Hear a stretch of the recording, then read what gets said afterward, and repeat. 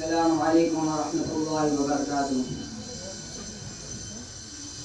نحمده ونصلي على رسوله الكريم اما بعد فاعوذ بالله من الشيطان الرجيم بسم الله الرحمن الرحيم يا ايها الذين امنوا قوا انفسكم واهليكم نارا صدق الله العظيم وقال النبي صلى الله عليه وسلم ما نحن والد ولدا من نحن افضل من ادب حسن او كما قال عليه السلام. انداز بیاں گرچہ بہت شوق نہیں ہے، انداز بیاں گرچہ بہت شوق نہیں ہے، شاید کہ اتر جائے تیرے دل میں میری بات. گرامی قدر حاضرین، اللہ تعالیٰ نے انسان کو بے شمار نعمتیں عطا فرمائی ہے. ہم پر اس کے احسانات اور انعامات اتنے ہیں کہ اگر ہم شمار کرنا بھی چاہے تب بھی شمار نہیں کر سکتے. اور ان بے شمار نعمتوں میں سے ایک بہت بڑی نعمت اولاد بھی ہے.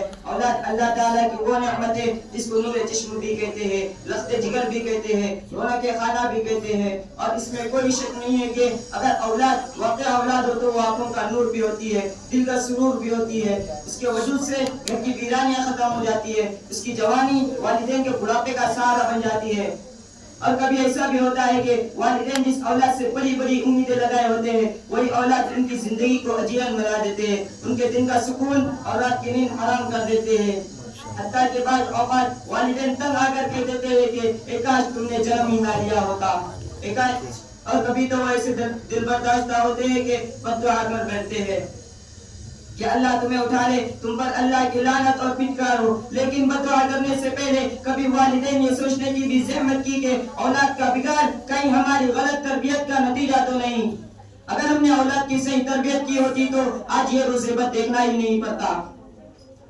جب بچپن میں بچے کی تربیت ہی نہیں کی تو جوانی میں اس کی غصہ، اس کی شرارتوں، اس کی شوقوں کی شکایت کرنا بے معنی ہے. اور جو بچہ صحیح تربیت سے محروم رہتا ہے وہ حقیقت میں یتیم ہوتا ہے. یتیم صرف وہ بچہ نہیں جس کے والدین کا انتقال ہو جائے، بلکہ وہ بچہ بھی یتیم ہے جو کسی دردمند مربی کی تربیت سے محروم رہے. جو والدین بچپن ہی سے اپنے معصوم بچوں کے دل و دماغ میں الہی تعلیمات کو بٹھا دیتے ہیں اور ان کی تربیت پر پوری توجہ دیتے ہیں تو ان کے بچے اکثر و بیشتر بڑے ہو کر صراط مستقیم پر جمے رہتے ہیں. آپ نے دیکھا ہوگا جن لوگوں نے اولاد کی صحیح تربیت کی ان کی اولاد علم و عمل کے اعتبار سے، اخلاق و کردار کے اعتبار سے، عظمت و رفعت کے اعتبار سے ایسے بلندیوں تک پہنچ گئے کہ آج دنیا ان کو نگاہ رشک سے دیکھتی ہے.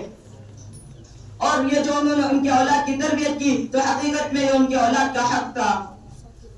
میرے بزرگوں، آج ہم اپنی اولاد کو ڈانسر اور ایکٹر بنانے کے لیے دن رات محنت کرتے ہیں، انہیں ڈاکٹر اور انجینئر بنانے کے لیے زمین و آسمان کے قلعہ میں ملا دیتے ہیں، انہیں میجسٹریٹ اور کلیکٹر بنانے کے لیے ایڑی چوٹی کا زور لگا دیتے ہیں.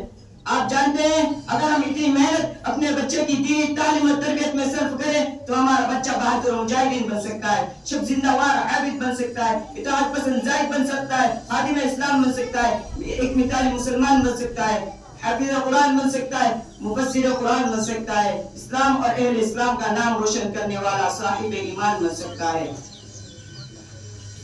محترم حضرات، یہ عالیشان عمارتیں، یہ چمکتی دمکتی گاڑیاں، یہ چوری چکلی زمینیں اپنی اولاد کے ترکے میں نہیں چھوڑی تو کوئی غم نہیں، مگر الہی تعلیمات، اسلامی روایات، سیرت النبوی اور سنت النبوی ہماری اولاد کو اپنی والدین سے میراث میں ضرور ملنی چاہیے.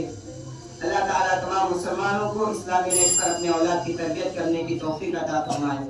آمین. السلام علیکم ورحمۃ اللہ وبرکاتہ.